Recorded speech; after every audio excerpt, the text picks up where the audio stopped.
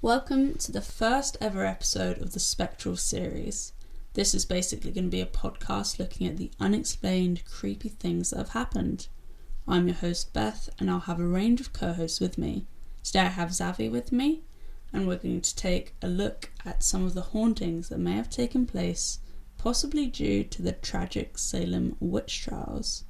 So, Xavi, do you know anything about the witch trials going in? So I know a bit. I guess mainly that a few women in Salem started to claim to be possessed, and then this kind of led to a lot of hysteria and a lot of people following suit and a lot of executions of innocent people.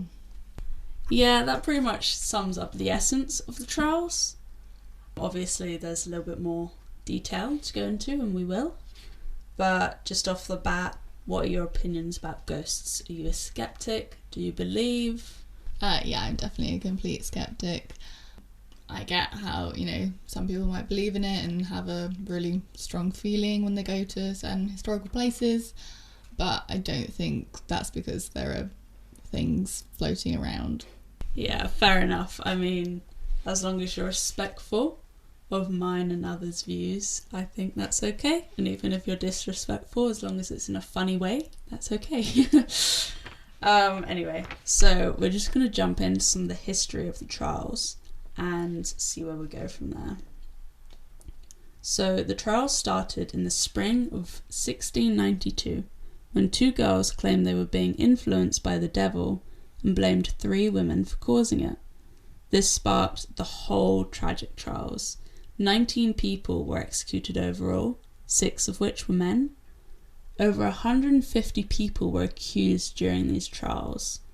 It was only really women that accused others of witchcraft, which is surprising, as it is usually men that accuse elderly women.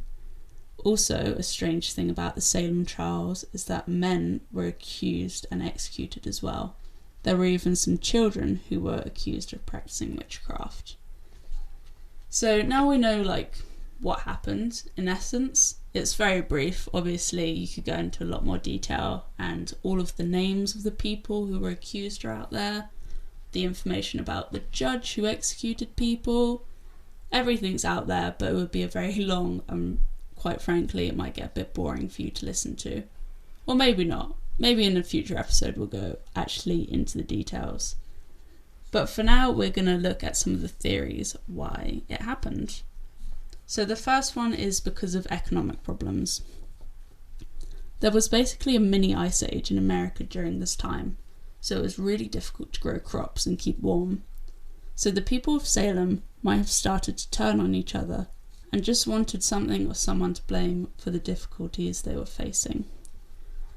Now, I think this is a pretty realistic cause. Doesn't account for everything, obviously, but the idea of people just wanting something to blame, in the essence, in the case of witches, kind of always has been the case. People just want someone to blame for their shortcomings. But obviously this was a huge witch trial and so many people were killed and murdered, so it's a different case. What do you think about this theory, Zav? Yeah, I think it's pretty far-fetched to say that the singular cause of this is economic problems.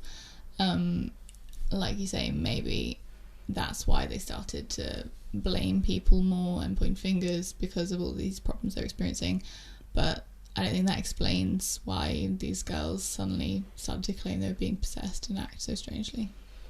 Yeah, that's fair enough. It's not an unfair point, but then again, some people would blame UFOs for the witch trials, so in that point it's a little bit grounded. The next theory we're going to be talking about is that fungus was infecting their food supply. There's a fungus called ergot, and it grows on grains like rye. Eating this fungus could cause hallucinations and muscle contractions that look like seizures and vertigo. Rye was grown in the community, and since there was so much moisture in the air from the weather, it increases the chances of fungus growing. Now this one's a little bit more out there, and it was posited by a woman that wrote a book on it. So I think scientifically there is a chance that this happened. it might not be the most likely reason. What do you think about it? I mean, I think that's pretty interesting because it definitely seems like definitely the first few women who experienced these, possessions, as they said, were like hallucinations. But then why would it have just been a few women in a domino effect? Why, if it was in the whole town's food supply, why wasn't everyone experiencing these symptoms? Yeah, valid point. The next theory is mass hysteria. So this is commonly accepted that the people of Salem suffered some kind of mass hysteria. Like one person panicking, then another panicking because of the first person, and eventually everyone kind of jumps on that train and there's huge panic. And yeah, that's pretty much it. So obviously this is what's accepted. This is what people think happened. What do you think? I mean, I think this is the most likely case. Obviously, it's like the most well known. It's what's out there. And also, if people are being accused left, right, and centre, you're going to be scared. You're going to panic, and then you're going to get caught up in it and want to protect yourself, and you start accusing others. Yeah, very true that could have happened. I personally think that it could have started with something else. Like, it could have started with the fungus maybe, and then because of mass hysteria, one person panics, and then another, and then another, and then another, and it could have just all kind of snowballed and started from one thing, like fungus or economic problems, and turned into this really awful, tragic event where people lost their lives, and it's just awful, an awful part of the American history. But yeah, I don't think there isn't one solid answer to what happened. I don't think we'll ever know, really. So now we're going to get into the actual hauntings that have happened that people think might be accredited to the Salem witch trials. First up, we've got Gallows Hill. So Gallows Hill was supposedly the site where the accused witches were murdered, but it's recently been discovered that they were actually hung at a different site. Nevertheless, there have been mysterious deaths and suicides at Gallows Hill, and it is widely thought of as haunted. So, first red flag. Everyone thought that the witches were hung here, and then some students did a study, and they really worked on it for ages, and they figured out it wasn't actually at this hill, and it was at a different location, because the bookkeeping back then and the recordings of everything weren't quite specific, so we didn't know for sure it happened there, but everyone believed it did. And because of that, there are lots of reports of hauntings. So what do you think about it? Well, I think this is a classic case of people wanting to believe what they've been told about the place. If they've been told that this place is where however many accused witches were killed, then they're going to be there wanting to see something. And then if they weren't actually killed there, how can they explain this? And who are these apparitions they're supposedly seeing? Yeah, that's a very good point. It was very disappointing when I found out the witches weren't actually killed there after I read all this evidence of hauntings. It does make it seem a little bit more like it's not to do with the Salem witches. But you never know, maybe the students are wrong who did the study. Probably not, but yeah. So there have been full-bodied apparitions spotted within the woods on several different occasions, and many people claim to hear disembodied voices shrieking in the middle of the night on the hill too. So what do you think about the full-bodied apparitions spotted? Well, that could easily just be shadows or animals in the woods at night. That's when you're going to see big animals at night. Yeah, I think that's easily explained away, to be honest. Yeah, I mean, I think with apparitions, you can't really believe it until you see it, or someone's caught like a Polaroid of it or something like that, like, that can't be edited. It's hard to say that that's like really compelling evidence that these people have seen it. But also the disembodied voices, I'm sure when you're there at night, it's very terrifying. And if you hear someone shriek in the middle of the night on that hill, you're going to be mortified and you're not going to want to leave your house ever again. But it could be explained away as an animal shrieking, or maybe as a person shrieking. You know, there are lots of things it could be before a ghost, and I want to be fair on it. I don't want to just blindly accept all evidence of what people experience. But so many people believe that this hill is haunted or home to demons that 100 churchgoers gathered in the woods in 1992. They assembled in a small circle and started chanting a prayer and raised their arms to the sky. One of the things they would chanted was, "The curse of Salem with witchcraft is broken." Now, that's crazy. That's crazy to me. I've never heard of 100 people gathering at a place at once to try and cleanse the place of hauntings. And obviously they targeted it very specifically to witchcraft, not just general hauntings of the hill. It was specifically the witchcraft point of it. What do you think about this? All this just sounds like a cult to me. And why did it take like hundreds of years later, until like 1990s, for people to decide that if they came and held hands and chanted, that everything would be okay after that?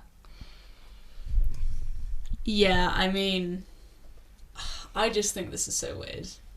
I don't know. Obviously, this doesn't prove that the place is haunted, but I think it speaks to it more that so many people must have experienced things here. You know, like in places that are haunted, like hotels or homes or whatever the case is, they'll take in, like, you know, a priest or like maybe a rabbi or something like that, a holy figure to like cleanse the spirit place. Not 100 churchgoers volunteering their time to come and try and cleanse this hill. You know, I don't think that can be ignored. It's weird and it does sound a bit culty, but it's compelling to me. I think that's very interesting that they went there and did that. Yeah, so also ghost tours used to take place on Gallows Hill, but they stopped after apparently believing that the hill had so much evil in it. One company said their guests would often break into tears as soon as they entered the site, so they didn't want to keep putting people through the traumatizing effects of the hill. Now, this is crazy that all of the ghost tour companies decided to pull out and didn't want to investigate there anymore because people were having such bad effects on the hill. What do you think about that? I mean, there could easily be other reasons that the company stopped. This was just a good excuse. And maybe they were getting a lot of bad reviews because of all, you know, people getting hysteric at these places, and they just didn't want to be liable for, you know, bad things happening, for explainable reasons. And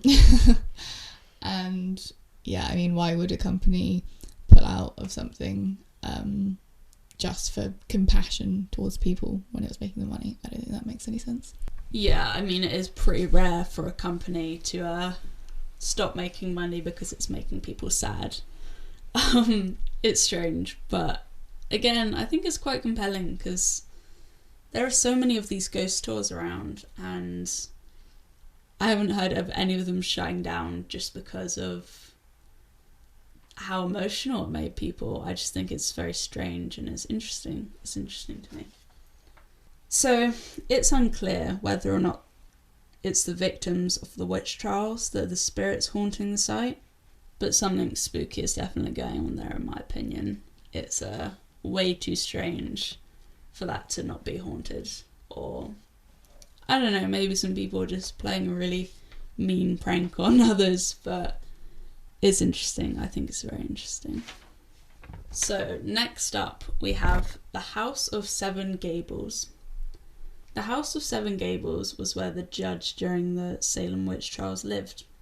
He was responsible for sentencing the accused to death, and it's now a museum devoted to the Salem witch trials. Tour guides and employees at the museum say that the building isn't haunted at all, but many locals and visitors have experienced some spooky stuff. So what do you make of the fact that the tour guides and people working at the museum don't actually think it's haunted, but locals and visitors do? Do you think that's saying it's not haunted, or do you think that it doesn't really mean much? Or I mean, yeah, these are people who probably don't have any bias because it's just their jobs, and they're saying it's not haunted. Surely them saying it is haunted, even if they're lying, would make them money and would bring in more tourism. And also, if people are visiting there, it's, because they're interested in it and they probably believe in supernatural things, so are more likely to, see things that aren't there. Yeah, I think that's very fair. It is, you are more likely to see something if you're expecting to see it or you're looking to see it. And the staff must spend so much time in this house, and probably time alone as well, like cleaners and stuff working late into the night by themselves. If they don't think it's haunted, they're probably the best people to know. And if they did say it was haunted, they have more of a stake in it. They probably have more to gain if they said it was haunted. So unfortunately, it is quite compelling that they don't think it's haunted. Compelling on the side of a skeptic rather than someone who believes in the paranormal. But nevertheless, people report seeing a phantom boy who enjoys playing in the attic. Throughout the day, his little footsteps can be heard pouncing around the stairs as he giggles and laughs. According to one historian, the attic space was once functioned as a servant's quarters of the property. So I think with that, people probably reckon that this little boy up there was the child of a servant. And we don't know, maybe the judge who lived there mistreated their servants, and maybe that's why the boy's spirit remains there, that he wasn't treated fairly, or he had a lot of trauma that happened in this house. What do you think about the footsteps that they hear upstairs, though, quite light and small? I mean, that could just easily be mice. I mean, I for one have mice above my head at the moment, and that sounds like footsteps. It makes a lot of noise. And also, if this is like a museum that they're making money out of, they could easily put speakers in rooms, hidden to make it a more creepy atmosphere. Yeah, I think it is possible. The mice thing, I think, is very possible, because I have heard the mice in your attic when we're trying to go to sleep, and it is scary. I remember one night you called me when you first heard it, and you were literally so freaked out. You were like, what the fuck is going on? It is scary, and it does sound like there's someone walking up there, and definitely it would probably sound like a small child. But I think on the speaker's point, the staff say it's not haunted, and they're quite adamant about that. So it wouldn't really make sense if they put speakers up there, unless maybe they were trying to cover up the fact. They were like, oh no, it's not haunted, you're hearing footsteps up there, and then secretly they have a speaker making that noise. Just kind of cover their tracks a little bit, saying, oh, we don't think it's haunted, but they're making very haunted sounds.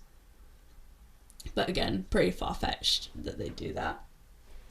A frequently seen spectre at the House of Seven Gables is Susanna Ingersoll, Nathaniel Hawthorne's cousin, who regaled him with the terrible tales of the Salem witch hysteria. Her spirit has been spotted walking the halls of her former home, and even peeking out the windows to those who enter the estate through the garden below. For those of you who don't know, Nathaniel was an American author who I believed lived in the house over 100 years after the trials happened. So obviously here we have a apparition, maybe even a shadow figure that people are seeing in the house, and I think most commonly in the gardens, looking up and seeing her in the window. What do you think about people seeing an apparition through a window? Well, that could be many things. It could be a shadow, or you could just be saying it if you really want to, if you're, convincing yourself that something's there. And also, if this is a place people are visiting, then it's clearly like a museum and people are going in. So, they're going to be caretakers there if you're, seeing it in the gardens when it's closed, or, if it's during opening hours, there are going to be people just in that room probably. Yeah, I think we'd need a lot more information about it, like making sure that there was really no one in the house at the time. During the day it could literally just be a person, like you said, walking around. But if it was there was no one in there, they were sure that there was nobody in there, and then they saw something, that is more compelling to me. But again, the staff say it's not haunted, and surely they would be the people that were most likely to see these things. So, I don't know, it's quite strange. There's also a famous secret staircase, which I think is very cool to have a secret staircase in your home. And visitors have witnessed the spirit of an unknown man clambering up and down the stairs. There's not an awful lot to say for this. You can't prove that it happened, you can't prove that it didn't happen, because you really have to be there in the moment. And as far as I know, no one's captured any photos of this man or videos of him clambering up and down the stairs. So we don't really know if this is true or not. But you have to say, if it's a secret staircase and someone's going up and down it to do dodgy things or something like that, maybe prohibition or something, I think they are more likely to leave a trace of energy behind, maybe, because they're doing something that's illegal, and it's, your heart would be racing and you'd be really worried that you're going to get caught. Maybe that's why they're seeing this man going up and down the stairs, I don't know. I mean, if his entity or whether his soul's trapped there, why would he just be going up and down the stairs? I mean, why would you want to spend an eternity like that? Yeah, okay. I suppose it depends what you think your beliefs are on ghosts, but some people believe people just leave a trace of energy behind. So someone going up and down stairs, if they did that all day, every day, not all day, every day, they did that an awful lot. Maybe it's not like a intellectual spirit, you wouldn't be able to interact with it, but like a trace of their energy is just left. You know what I mean? Like they're not choosing to walk up and down the stairs for the rest of their life. But again, people believe different things, so it's really hard to judge. One visitor explained that her visit to the house of 7 Gables began normally. It was only when she went to the attic that an eerie sense of unease went through her. Suddenly I felt queasy and lightheaded, and I couldn't breathe. I had the feeling that I had to get out of the room now. I couldn't concentrate, and I felt incredibly anxious. Once she left the attic, the feeling was gone. Others reported the same threatening sensation. Another visitor said, "I am sensitive to that sort of stuff, and I feel a very strong presence inside the attic area." I remember doing a double take, for no explained reason, in the attic towards the little window facing the waterfront, but nothing was there. Later, the same visitor reported capturing a face of a woman in one of the upstairs window while she walked the gardens. So in this case, this specific visitor, I guess she saw Susanna Ingersoll, or what people think is Susanna. Which is interesting if she didn't know that, and she didn't know people were seeing this apparition. this woman's apparition in the window and she saw it without any like outside influence. That's very interesting. But again, we can't really prove or disprove that she knew any of that. So it's hard to find it compelling, but I think it's very interesting, and I don't think people's accounts which you can prove or not prove should just be discredited just because you haven't seen it yourself. What do you think about the fact lots of people went into this room and suddenly felt really sick and queasy and lightheaded? Do you think that's interesting, or do you think it's just a coincidence? I mean, I think it's a human reaction to, feel quite emotional around, in a certain place if you're being fed a lot of, harrowing information about it, or there are a lot of, the atmosphere is just very intense, and that really puts you like back in their shoes kind of, but I don't think that's to do with an apparition, that's just psychological. I do think it's interesting if none of these people were given information about the attic being haunted and they've all had these experiences there. I think that's a lot more compelling. But again, it's like, it's never conclusive. It's so hard to get conclusive evidence of ghosts being real. If it was easy, the whole world would believe it. So it's hard. It's hard to know. But next up we have the Old Salem Jail. Since the jail was abandoned in the early 1990s, sightings of ghosts have become quite regular. Those passing by the then empty jail swore that they saw lights flickering inside, despite the fact the prison was no longer hooked up to the electrical circuits. Eerie screams have been heard at all hours of the day, and for those who were brave enough to step within its abandoned walls, often were witnesses to shadow people lurking in the halls. Okay, so lights flickering on and off in the building that isn't hooked up to any electrical circuits. How do you explain that? Well, if it's a very old building, then that can just be, some kind of malfunction. Lights just flickering when they're dying. Or, someone's in there with a torch. And, yeah, I think that's quite explainable. I would agree with you if we didn't know for sure that it wasn't hooked up to the electrical circuits anymore. But then again, I'm not an electrician. I don't know if there might be still some like residue electrical energy hanging around that could, make faulty wiring go off. Yeah, eerie screams at all hours of the day. If you walked past an old jail and you heard someone scream within it, what are your first thoughts on that? Would you be like, it's a ghost, or what's going through your mind? I definitely wouldn't think it was a ghost. I think, okay, there's a creepy person here. I'm going to walk away. That's fair enough. That's a fair enough assumption to make. Yeah, shadow people lurking in the halls. Again, if I saw it with my own eyes, I would think, yeah, this is solid.